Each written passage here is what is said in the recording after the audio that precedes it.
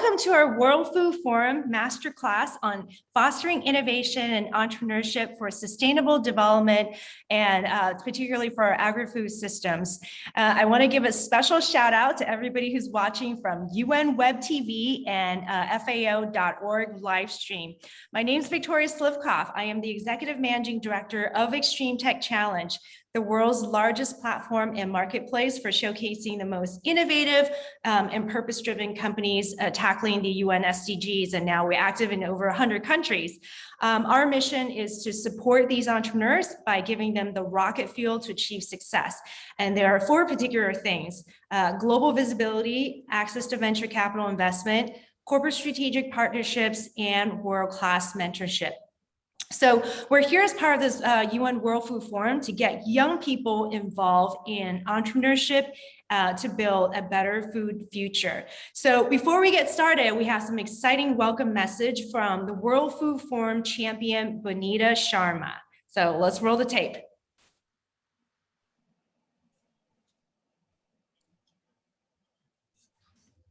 Hello, everyone. My name is Bonita Sharma, and I'm from Nepal. I am the co-founder and CEO of Social Change Makers and Innovators Sochai, which is a youth-led nonprofit that is focused on improving health and nutrition of people, particularly women, children, and girls through innovation, education, and entrepreneurship. I am a World Food Forum champion, and I'm really proud to be associated in this global initiative to raise awareness on global agri-food systems. I believe that us young people are not just the future, but we are the change makers of present. And given the right opportunity, we have so much potential to take a lead at every level of food system. I am very delighted to have this opportunity to introduce the World Food Forum Innovation Masterclasses, which are virtual events where experts and youth leaders are able to share stories of actionable solutions that can help transform our agri-food systems. Through presentations, panel discussion, roundtables, talks, and stories, these masterclasses aim to engage, educate, inspire, and mobilize a global audience to take action for creating a better food future.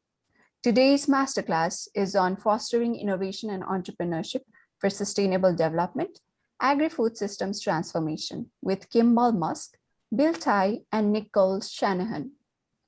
Featuring renowned entrepreneurs, investors, and catalysts for innovation, this masterclass will share lessons and tips on scaling up innovative entrepreneurship with positive social impact.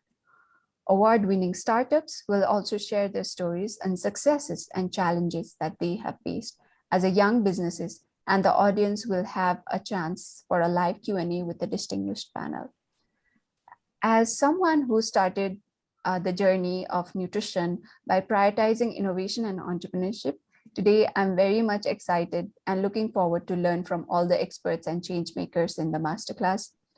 Now, I would like to pass over to our moderator, Victoria Slivknov, Executive Managing Director of Extreme Tech Challenge. Over to you, Victoria. Thank you, Bonita. Thank you for your inspiring words and welcome back. And she mentioned the purpose of this conversation is to educate and inspire our young entrepreneurial audience and offering them some, the folks watching, some practical and actionable advice, and hopefully encourage you to engage in more activities to help transform our global agri-food systems. So I've been really looking forward to this conversation and super excited to have such a great panel to learn from and to hear from. So it is my pleasure to introduce Kimbo Musk. He's the co-founder and chairman of Big Green, the kitchen restaurant group and Square Roots. Nicole Shanahan, she's the founder and president of Bia Echo Foundation. Bill Tai, co-founder of Extreme Tech Challenge, partner emeritus of Charles River Ventures, and a legendary angel investor with an amazing track record of 23 IPOs. Bill, I noted that I missed one in my intro on Saturday. And also we're featuring 3 Extreme Tech Challenge startup finalists from our 2021 and 2022 class. First, we have Sar Safra. He's a CEO and co-founder of BeWise. Femi Aiki, He's the co-founder of Food Locker, Femi Aiki, and Karen Sway, co-founder of Sophie's Bionutrients. So let's jump right into this discussion. So I want to start with you guys, Bill, Kimbal, and Nicole. Speaking specifically to the young people in the audience, please share with us how you got started as entrepreneurs and what lessons now you would give to your younger self as you've seen sort of the investment and the micro environment change. So let's start with Nicole. Sure, thank you so much. Thank you for having me. So I think my journey really started when I was 12 years old, and I was fascinated by the world of innovation. In particular, there were TV commercials in the 90s playing in the US that discussed filing for patents and the value of a new idea and how those new ideas really evolve our experience as a society. And so I decided at the age of 12, I was definitely going to be a patent lawyer. The problem is I didn't know any lawyers in my family, and I didn't really have much mentorship or guidance on how to get to law school. So thankfully, at that same time, AOL and dial-up internet really became available in the United States, and I was able to conduct research. And so my first piece of advice is the value of good research. There's no replacement for getting good information and really vetting your information sources and feeling like you have enough information to take that next right step.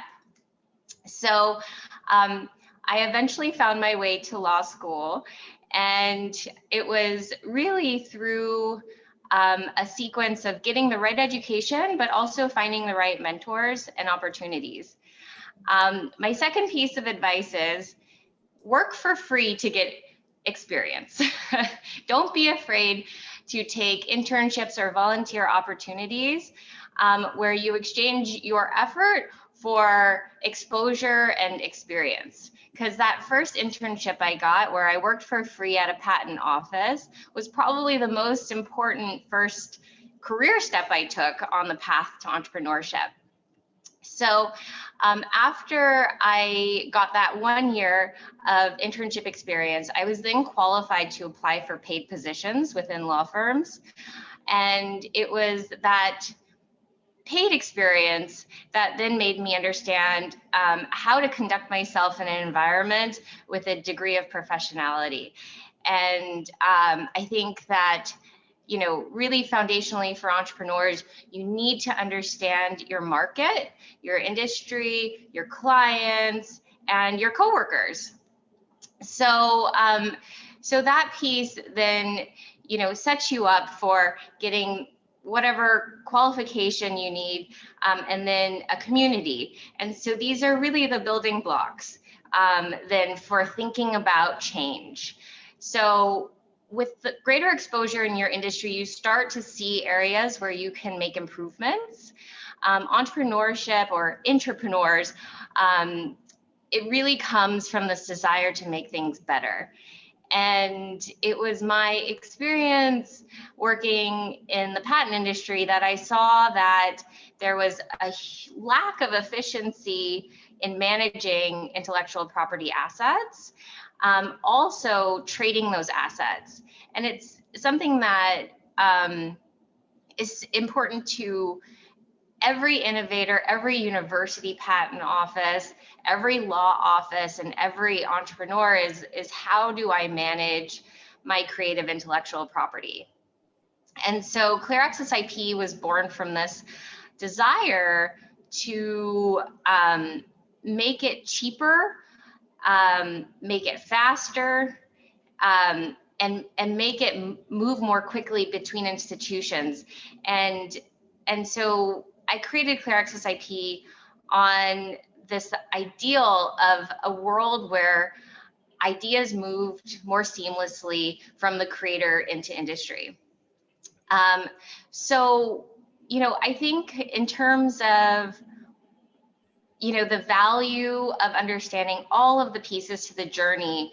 And even today where I sit, I think about, mistakes that I made along the way, but also it's really correcting for those mistakes that I think tells the most important story in the end. And if I could give one piece of advice on how to manage picking up after those mistakes is recognize that there's value in every mistake. Some of the greatest lessons really came from the failures at ClearAccess IP related to mostly engineering challenges, because we created an AI that studied every invention ever created. And when you're really at the cutting edge of any field, you have to expect that you're not going to get it right the first time or the second time, or even in our case, we created 120 different models for our machine learning, our machine learning product. And, there's going to be times where it feels like you're never going to get there, but you always have to look at each incremental improvement within the context of what you can provide to your market. So I think that's, be prepared for making mistakes, keep a close eye on how much those mistakes cost, and then always iterate for making less expensive mistakes in the future. Mm-hmm. Well, those are really some really good advice. Kimbal, I'm going to head to you next. I think he's on mute. I think Kimbal, you're on mute. Mm-hmm. No, I was saying that, thank you guys for having me, by the way. This is fun. Just listening to Nicole, it's funny to think about similar lessons I would give to my younger self. I think one of the big ones that I agree with was when I was younger, I really didn't embrace understanding the environment, which is another way of saying researching the opportunity. And I really went headfirst into everything I did. And it actually did work out for me, but it was very, very difficult. And I could, with more thought, and I would say more research, more just understanding the environment and opportunity, it would have just been easier, because you end up making so many mistakes that you learn from. And I agree with that entirely. But I think the lesson I've learned over time is to really, really understand the next step you have to make as best as possible. Mm-hmm. But also the other learning is, don't think about the step after that. So you think two or three steps ahead, but I like to make sure that I'm on mission, which is like a 50-year thing. I like to think that in terms of in the nonprofit world, for example, I work with Big Green, and our mission is growing food changes lives. We're here to help people with nutrition security, mental health, exposing them to nature, and also opening their eyes to the volatility that comes from climate change. That doesn't change. That's like 50 years or longer. That's forever. And then what's the next step?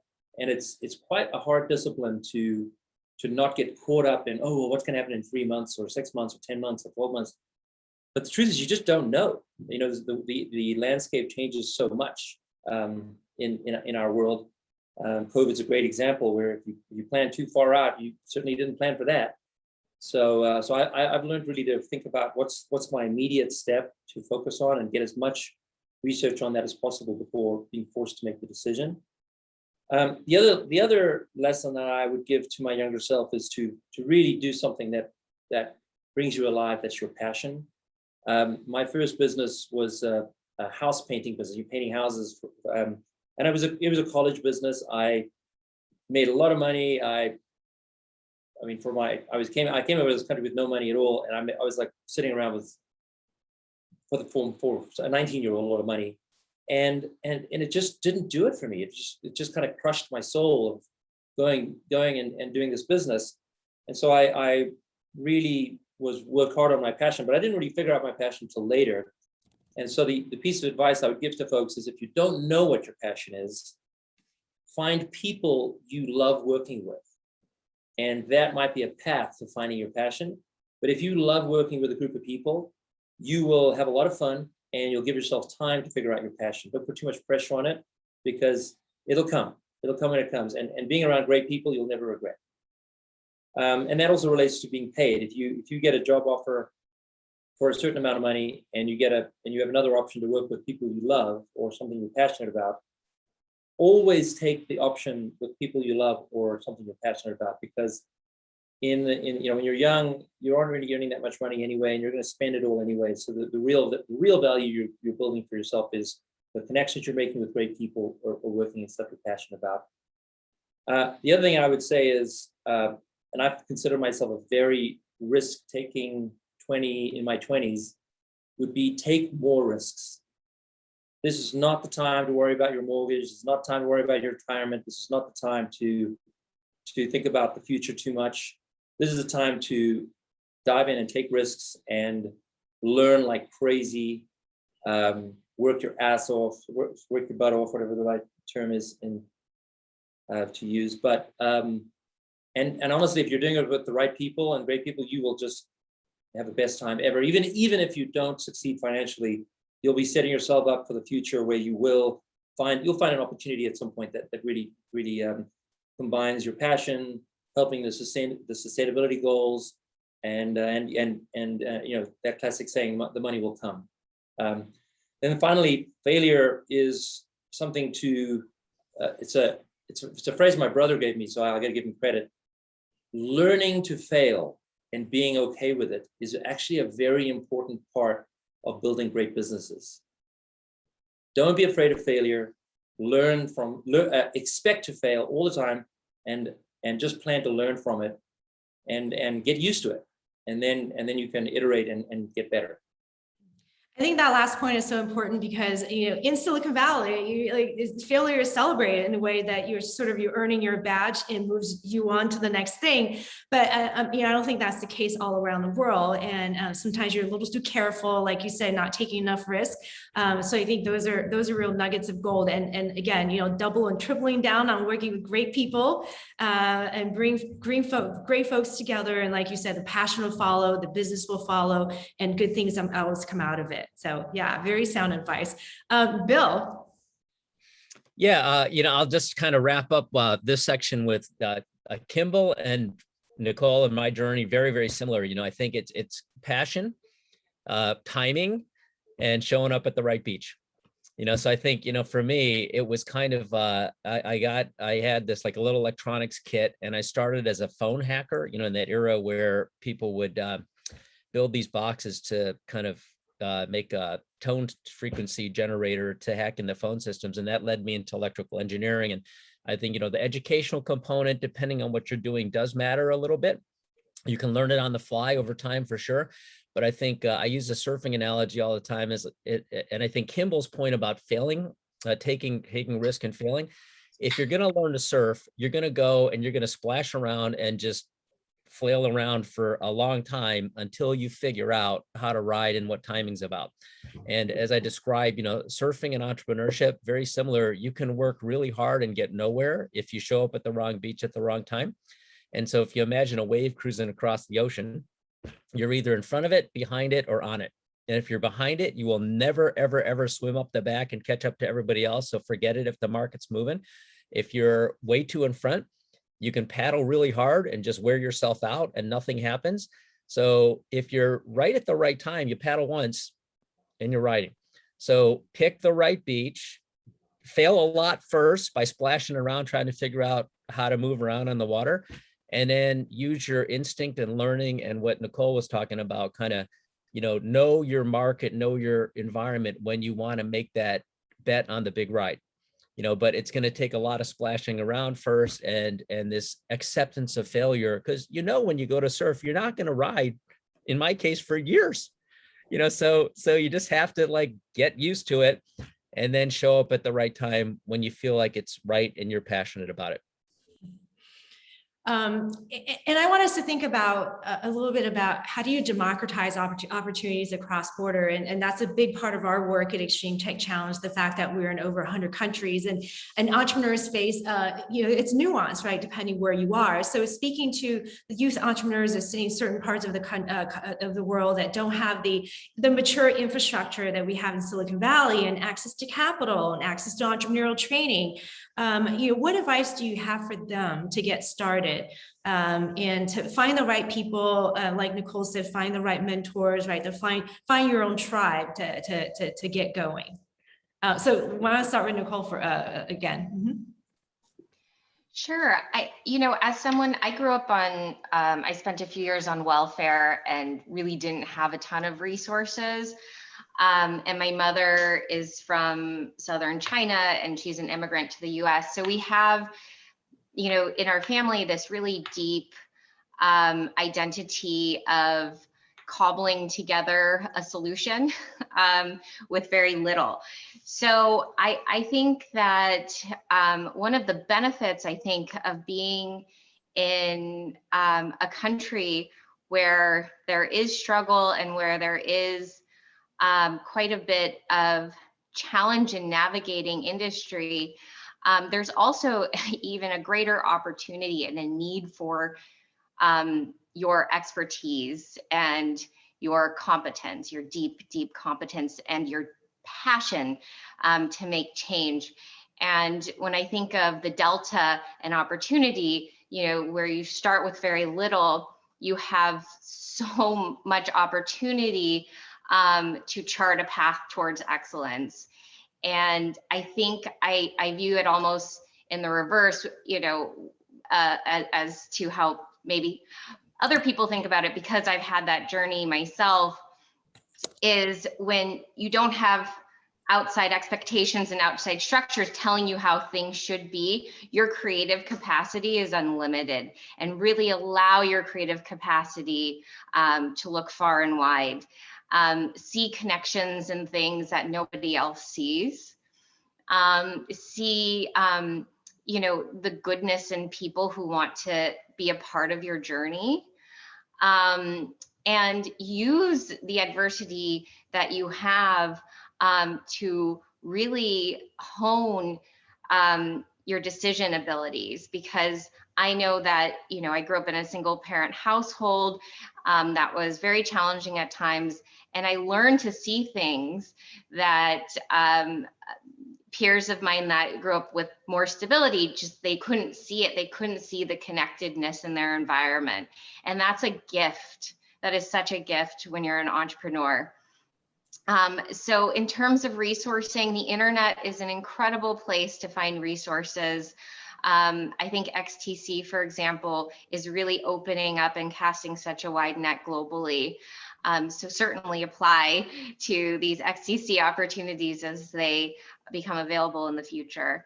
And then finally, just my last piece of advice is there's carbon credit markets. Carbon credit markets like Pachama are looking for projects everywhere in the world. And so these are carbon sequestration opportunities that are as simple as changing farming practices in your neighborhood or planting trees and then getting involved in forestry. So that is literally something that no matter where you are in the world is very relevant right now. Mm-hmm. Yeah, there's some really good points. Kimbal, your perspective on this? How do entrepreneurs sitting in, not major innovation hubs get started, access resources, and make progress? I think that I'll share a couple of lessons that I found quite amazing when I was younger. One of the things that I would do, and again, this is something I did with my brother, but we were both immigrants. We had no network at all here. We were in Canada. And we really wanted to build a network in some form that frankly, we didn't quite know why we wanted a network. We just felt like that was the right thing to do. And it's something that I think if you get someone to do this with, it's quite valuable. It's kind of hard to do by yourself. But what you do is you go through the news in an area that you care about. And let's imagine it's agribusiness, and you're based in Nigeria. There's news that people are definitely talking about things. There's startups out there, there's bigger companies, and if you find someone that you find interesting, you should reach out to that person. And it takes a lot of courage to do this. Why it's nice to, my brother and I would like force each other to pull. We would literally read the newspaper. Who's the most interesting person in the newspaper today that is within driving distance?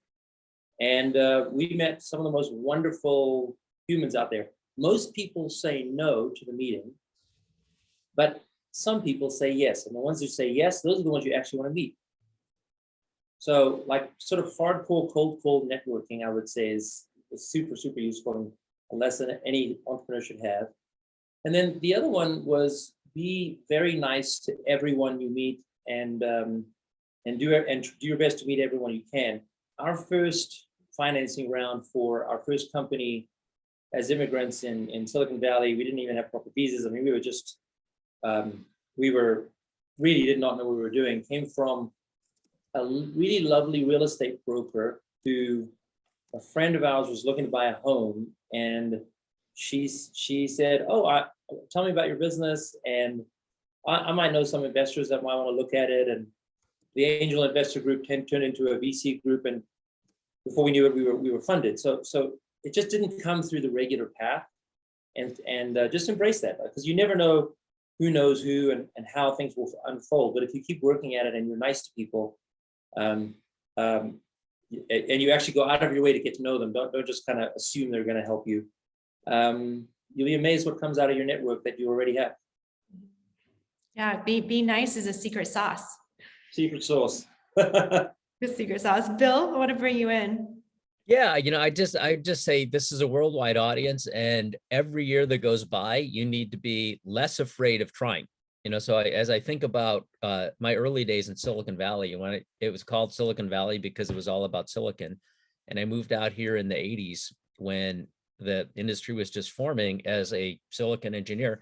And at the time, the type of people that would work on those kinds of products were all here, because you needed hundreds of bodies to design these big, semiconductor chips, and you needed a physical place for everyone to be for the industry to even work. So venture capital for many decades, some of the leading venture capitalists of that era would say, never fund anything more than an hour's drive from the office, and they were right at the time, because all the value in the explosive new businesses was happening right here. And the type of people working on those kinds of things couldn't really get traction anywhere else. But I think we're in a world now that is far more distributed, and everything is accessible through Zoom and the internet. And as Kimbal's talking about, you can meet people now that you couldn't meet before. Yeah, like, Steve Jobs used to say, just pick up the phone, and he would call, Hewlett and Packard personally to ask for parts. And they were like, who is this kid? And they would give him the parts, and he'd build an Apple computer, so stuff like that would happen because they just reached out. So I'd say the world is much more accessible, and with that, capital is much more accessible. And I did it, I was kind of experimenting almost 10 years ago to see whether I could kind of break the Don Valentine rule of only fund things an hour away from the office. And, some of you probably know the story of Melanie Perkins and Canva. I was kite surfing in Perth, Australia, and I met a 20-year-old girl making yearbooks in her mom's living room. And that is now a company worth $40 billion off of seed funding and amassing some engineers around her wonderful spirit and a big market. So anything is possible today. And I'd say the markets in the food space are so big. The opportunities there are marvelous, and they're not going to be dominated by people in Silicon Valley. So I think everyone out there on this call has probably a better chance of winning in these spaces than, the Ivy League or technically educated people sitting in, San Jose or Menlo Park or Palo Alto. So I would just say, per the earlier discussion, find something that moves you, because the passion part matters a lot, because if you're not passionate about it, somebody else is. And if you're there for a mercenary paycheck, the other person's going to win. So find something you're interested about, and reach out to people that can help you, and just, do that fast failing and learn what can go wrong, be resilient, and just try, because the opportunities are now. And if you don't have access to capital, you'd be surprised. It's actually quite a blessing. I know many, many, many entrepreneurs that have access to too much capital, and they just spray and pray on all kinds of stuff that doesn't work, and they burn money and they don't really get anywhere, and they have a false sense of security. When you have a shortage of capital, it's a great blessing because you focus on the few things that are efficient, that really matter. And if you win, you own most of the company. So just, pick those areas and go for it. I want to echo that. I work a lot in food and have for many, many years. And when I first started, I really thought in the Silicon Valley path of you get funded at a pretty high valuation, and then you work very hard to justify the valuation, which is again a typical path in Silicon Valley, and that has served people well. So as Bill said, sometimes it isn't healthy, but it's actually not just unhealthy in the food world, it's just the wrong investment model. Food is a different timeline. It moves very slowly. It is a much bigger market. I think the software industry, last time I checked, is a $400 billion industry. Food, last time I checked, was an $18 trillion industry. So it's just a different world. And if you apply the same investment approach, so we're seeing this in indoor farming, and I have Square Roots, which our focus there is on young farmers, zero waste, locally grown, things like that that are important to us. Our competitors they're coming at it, and hopefully they're doing good things, but the way they're being funded does not match how food is grown. And so be very careful being food entrepreneurs to listen to the wrong community, because if you want to build a internet company, there's probably nowhere better to learn from than Silicon Valley. But if you want to learn a food company, I'm not sure if there is a really solidified community of funders that understand the space very well. It's truly a new space. I said years ago that food is the new internet, and I'm a big believer in food. I love food. It's my passion. And watching these incredible companies become public and do incredible things, it's very exciting. And also, they all have to be cautious about how they're growing so that they actually do take advantage of the opportunity, which is a different kind of opportunity than software. Yeah, and I think that's a segue to bring our founders and get their perspective. I'd love to hear their story. So I want to start with you, Femi. You started Food Locker based in Nigeria. Tell us a little bit about your company, your particular challenges, sitting in that part of the world. And Right. As a young entrepreneur, what are some of the advice that you give to others? Nice to see Thank you, Femi. Nice to see you, Victoria. Thank you very much for inviting me. I'm super excited to be listening to everybody on the call. Essentially, Food Locker is a company we started with the objective of building the operating system that makes smallholder farmer in Africa to scale to levels where a smallholder farmer could be as productive and as prosperous as a tech-enabled farmer in the US. Now, typically in Africa, you have 250 million smallholder farmers who are trying to get food to the tables of large corporations and even to families. But unfortunately, these people lack support because they do not have access to input, credit, expertise, etc. Now, this then means that we have availability problems, pricing irregularity problems, and therefore there's a $350 billion market projected to grow to $1 trillion in Africa that is currently underserved. So there's huge gaps of food insecurity.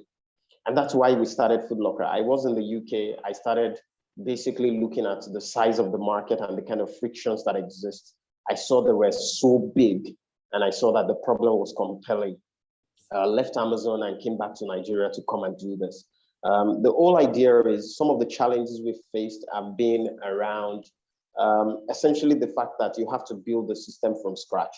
The supply side is broken, the demand side is broken. We decided we were going to start from demand. And this actually helped us because we then were able to understand what we needed to go and solve on the supply side. Currently, we now have a system that basically allows us to be able to drive tens of thousands of hectares of production through thousands of smallholder farmers, and everything can be remotely tracked. We currently have a 10,000 hectare project that we're running in Southwest Nigeria starting from 2022. And the whole idea is to improve the quality as well as the quantity of food that comes out from the production systems of smallholder farmers. In addition, we then have machine learning algorithms that help us to understand demand in a very unique way. By understanding demand, we can then plan better for the African food systems. So basically my typical advice usually for startups or for people who want to start in Africa is to know that this is a lean environment. You have to be lean, right? Capital is not as ample as you have in Silicon Valley. You've got to do like 10x of your capital in revenues for you to be able to survive. For example, during COVID-19, we were growing. While so many other businesses were shutting down, it was because we were lean. We already had a capital stacked somewhere, and therefore we're able to make the strategic investments in terms of the assets, in terms of securing the markets, etc., while COVID-19 was striking. In addition, I also always advise that people should, Bill was talking about being there at the right time. When we started Food Locker, we built it with the intention of being online first, which meant that when COVID struck, a lot of businesses that relied on offline models of reaching their markets or reaching their customers were basically shutting down while we were growing. And in addition, we already had this idea of being remotely connected to our farmers. And therefore, this helped us quite a lot. So just seeing that the rapid digitization, right, of the economy, of the service, and I've been on a couple of these calls with you before, and just learning about your history and your story is so inspirational. So Karen, let's go to you next. Tell us a little bit about Sophie's Bionutrients and what kind of tractions you're making, and some good advice for the audience members. Mm-hmm. Sure. So we are a Singaporean-based alternative protein company with microalgae.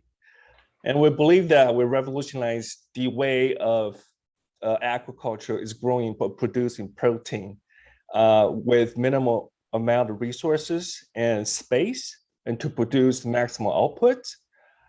This is all done under one roof in a bioreactor, and we believe this is the way of future growing protein, particularly with the climate change, the deforestation. So we think that we have a solution for the world who's really hungry for alternative protein or a new source of protein other than animal based or plant-based or other plant-based.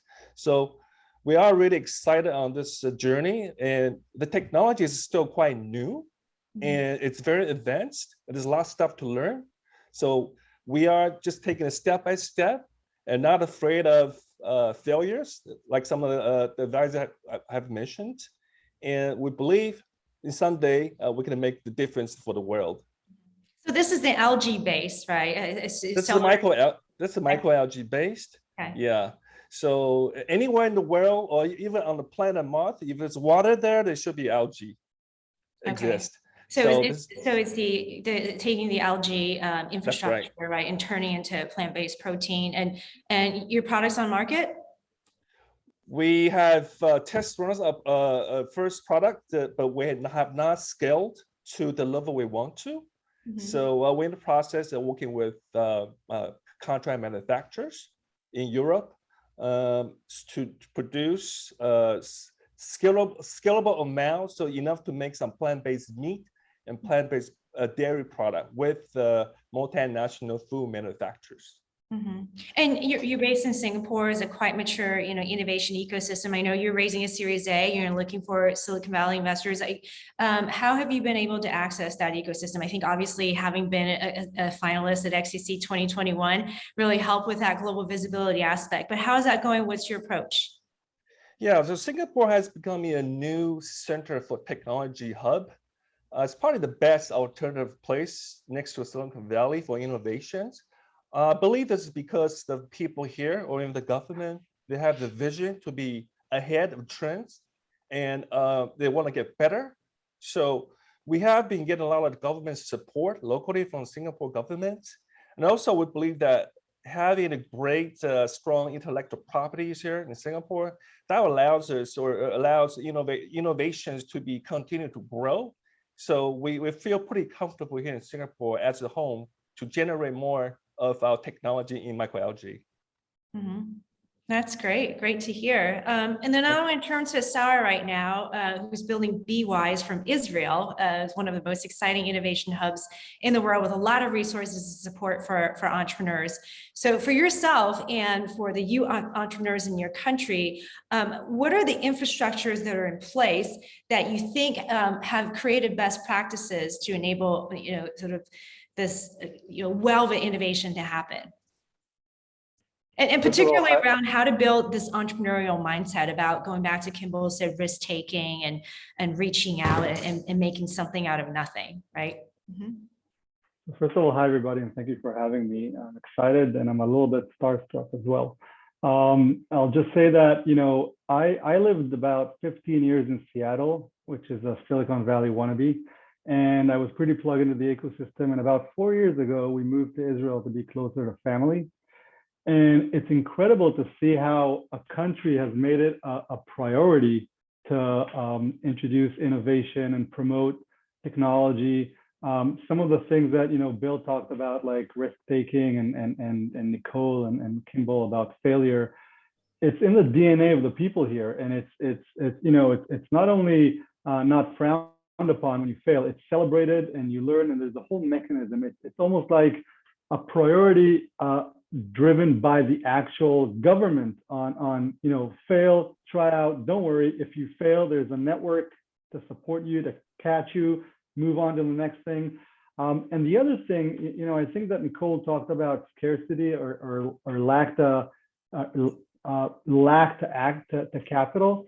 And so Israel is a small country with very limited resources that's been kind of in a very stressful situation for generations. And so people grow up here with inherent ability to improvise and to make ends work no matter what. And so that makes for decent entrepreneurs. And so you walk here in the streets and you see people sitting on the sidewalks with their laptops and kind of doing their next startup. And you talk to them and they're like, oh yeah, I have this idea. And the next guy on the street, I have that idea. And they might be out of jobs, but they're working on their next startup. It's pretty incredible to see. Very, very different from the Seattle ecosystem that I was so used to, kind of sitting between Microsoft and Amazon. Very different environment, but fun. And this is where I founded my next startup as well. Mm-hmm. Well, tell us a little bit about BeWise. Sure. So BeWise is a young company. We're 4 years old, and we do one thing and one thing only. We build robotic beehives. Just for some context, 75% of all the global fruit, vegetable seeds, and nuts are pollinated by bees.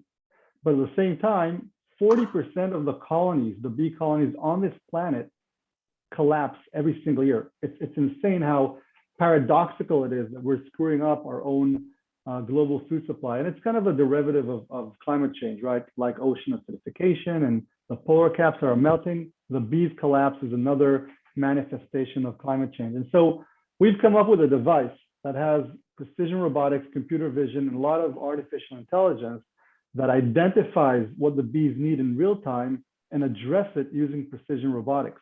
So in our hives, there is almost no colony collapse, which is amazing. And we're very excited. And I'm humbled at the opportunity to be working with bees, right? To help nature. It's like, you don't get to do that. This is startup number 6 for me. So I'm like, first time in my career, I'm not only happy about what I do, but I feel humbled. I learn every day, and I feel lucky to be doing this. That's awesome. And it's so great to have you here and highlighting your story. So I want to make sure there's always time at the end for questions, but I want to give the opportunity to our founders first. Questions for Kimbal, Nicole, and Bill from Femi, Karen, or Sarah, and then we'll get to the audience questions. Yeah, I'll go first. I think my question is essentially to Bill, and that is, how do you, what's your recommendation for startups based in non-capital rich societies? Oh, it cut out. Yeah, can you hear me now? Oh, Bill, you're back. Yeah, it looks like it's going unstable here. Okay, now it looks like you're back. Yeah, Okay. say Yeah. it again. What's your recommendation on what?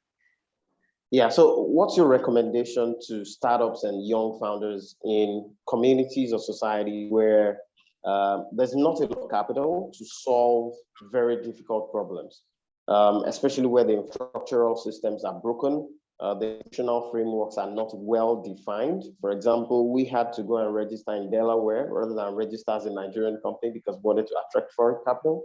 How do you sort of advise them to approach raising funding? And I think Kimbal was talking about the fact that there's really they've not really been able to identify a major sort of investment hub that solves food problems, using capital.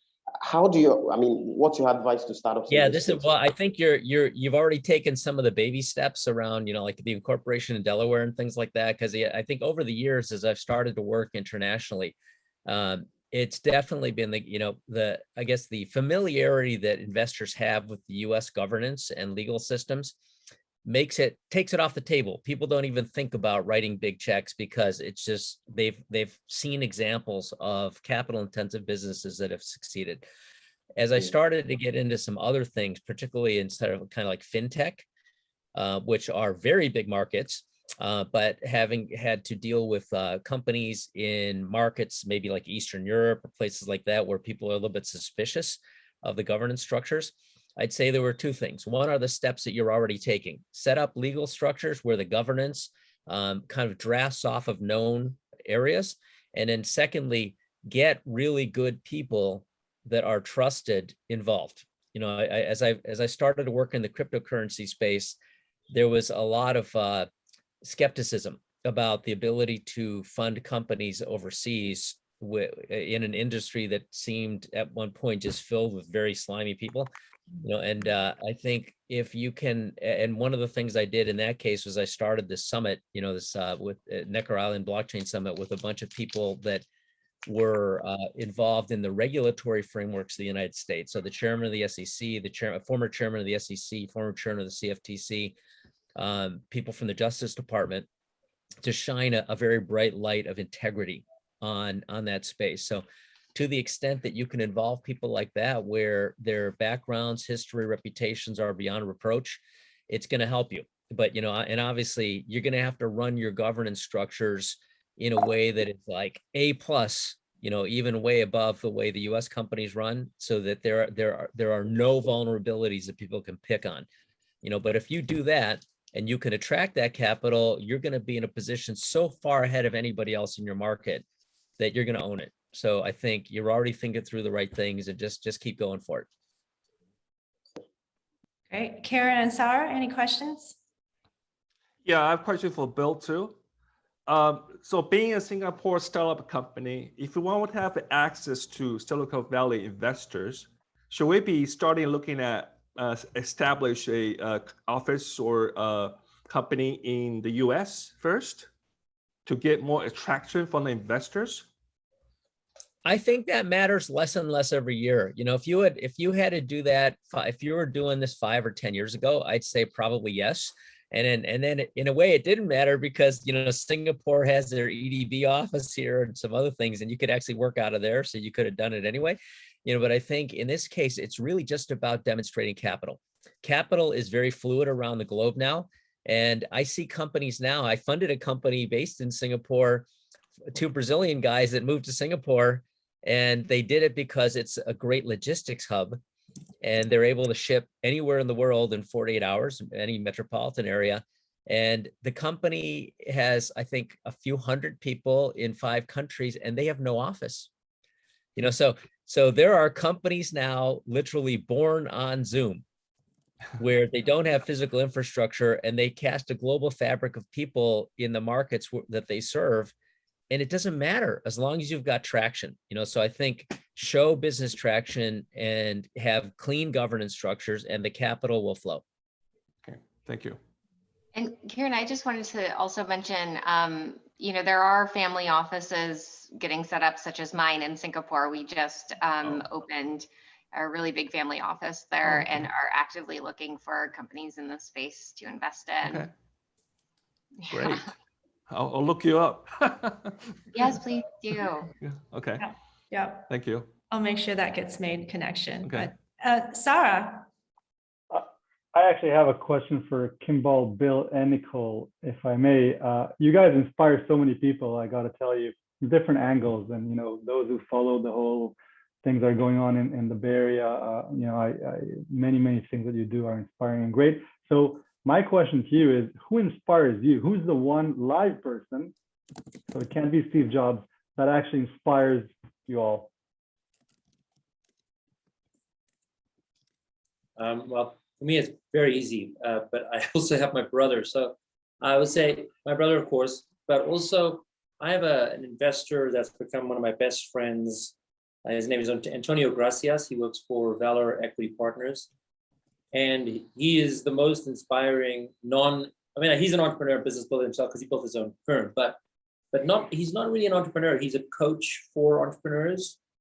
And I hope that I could become a coach over time, because I just think that's a beautiful skill. And so for me, learning how to be a coach and helping other people succeed is sort of where my long-term desire is. I mean, Bill and Kimbal inspire me, and Elon and my husband, Sergey, and a woman who advises my foundation, Chloe Coburn, who was an ACLU lawyer and really helped build the criminal justice reform and Black Lives Matter movement in the US. I think these movements are so important right now. And then finally, the entrepreneurs I fund inspire me so deeply, particularly entrepreneurs that are able to receive both venture funding, but also can apply for the carbon credit markets as well. So they're really getting two revenue streams because they have, you know, a private market for their end product, but also because they have metrics driven carbon sequestration potential, they're also getting carbon credit funding. So those are like the most inspiring companies to me right now. You know, so I'd have to say that for me, there isn't one person, there's like pieces of different people. And for me, I think I evolved the value system. Like there was about 21 years ago, I retired for a bit. I had this company go public that I had founded, and I just kind of checked out, started kite surfing, and it gave me a lot of time to think about what mattered. And there were three values that I kind of distilled in that, you know, long period of time. And one was stand for something greater than yourself. Two is leave people and places better off when you interact. And third is use your power to empower others. And so I formed this entity that became a nonprofit. Ultimately, those are the three values of our nonprofit. And so as I think about people that inspire me, it's people that touch those elements. And almost nobody touches all three, but a lot of people touch one and several people touch two. You know, and I'd say if there's a couple people that kind of cover the range, I'd say, you know, Sir Richard Branson, he's quite an interesting character because he does touch all those kinds of things. You know, he's not really in it for himself anymore. And he's very inspirational about doing things for people and planet. And he has his brand, which he can use to kind of touch other people and give them a little bit of a push. You know, so I'd say he is one. I'd say Ray Dalio in some ways. Ray, you know, he's controversial in a bunch of areas too, but you know, I think he's a very authentic character. And I think he's that's the other element, I guess, you know, of all those things. I love people that are just really authentic, you know, and not trying to be something for someone else or project a fake image. You know, like if people are just truly who they are, and if you can reach inside yourself and express that, or people that can do that, they're better able to touch a nerve and touch a vibe of a network of people that will ultimately be their supporters. So I tend to be drawn to people that are just like not faking it, you know. The people that fake it till they make it, that's not for me. It's kind of like, you know, do what really matters to you, and that will always inspire me, as long as the people are doing things generally for good. Mm-hmm. All right, I see we have some questions from the audience. So hello, can you hear me okay? Where do the panelists see largest opportunities for innovation in food space? And I also think, what are some of the big levers to make an impact on climate change? from your perspectives? And I know the topic is wide ranging. From production to, alternative protein to minimizing food waste. So I would say, yeah, but funny, I've been doing a ton of research on this space recently. I spent a lot of time years ago and came to a certain set of conclusions. But recently, the biggest impact on climate change in food, it's a very simple solution. I believe it's compost. Mm-hmm. And we have this extraordinary amount of food waste that is happening. It's not going to go away for a while. We got to fix that, and a lot of people are working on fixing food waste. But in the meantime, we have billions and billions of tons of compost, which is food, being put into landfills that, without too much complexity, I mean, there's logistics there, but without too much complexity, we can put it back into the soil. And that, to me, is just such low-hanging fruit in climate change, where you're, first of all, if you put it into the landfill, it creates greenhouse gases, and that adds no value to the soil. If you put it into soil, it does not create greenhouse gases, and it enriches the soil. It's unfortunate it's a government level problem where you have to enable governments to do it. New York tried it for a while and had to actually turn it off, and it's logistically hard, but absolutely the most interesting low-hanging fruit out there, in my opinion. Mm-hmm. Bill or Nicole? Oh, you're on mute, Nicole. I have 3 categories that I'm actively looking to fill my portfolio. One is kind of alternative materials that really replace fossil fuel inputs and kind of heavy chemical inputs. So I like natural solutions with a degree of engineering, with proven improved health for consumers. Third category is infrastructure. This is to Kimbal's point. So there's this policy arm to it, but there's also just entrepreneurship needed to help the policy move along. So like compost is a perfect example of something that requires entrepreneurship, but also advocacy. Mm-hmm. And then the third market I've already mentioned is carbon credits. So I recently bought 36,000 metric tons of carbon offsets. And companies are starting to purchase these too. We need more projects to fund in this space. Like there's a desperate need for more projects. So if you have a project that sequesters carbon and also produces a food product, that I think is like the perfect marriage of innovation. Okay, you're very specific. So folks in the audience, reach out to me if you have any of those really great innovations in that space. We're coming down to the last 3 minutes. So any sort of rapid fire roundtable, Bill, Nicole, and Kimbal, lasting nuggets of wisdom, your motto. I mean, for me, I would just say to everyone on the call that this opportunity is a lifelong opportunity. So keep trying to solve a problem that you think exists. Keep trying to build a business around it so that you can sustain it. And if you don't succeed, don't get disillusioned by the space. The space is as bigger as it's the biggest space in the world. Don't get disillusioned. Just keep your chin up and keep working on it. You will find your opportunity that turns into a great business. Bill? Yeah, I'd say, so somehow over 30 years of venture investing, my timing's getting better and better and better. It wasn't always good, but just lots of failure and lots of learning. And I'd say the reason I'm here is because I think the timing's pretty good.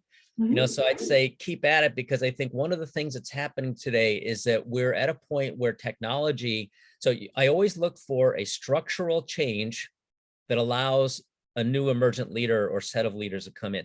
And that's happening right now. So I think the application, generally speaking, of technology to this sector is happening right now. So if you think about all the things I've ever done for 30 years in mostly hardware and electrons and hard, physical stuff, it was basically using technology to lower the friction to a use case, make that use case highly replicable, and build an infrastructure that makes it highly scalable.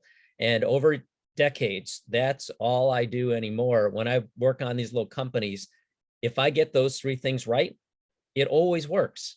It's find that emergent use case and get your little test thing working right, make it really lower the friction of that use case, make it very replicable and a back end that scales. You're going to make money every time.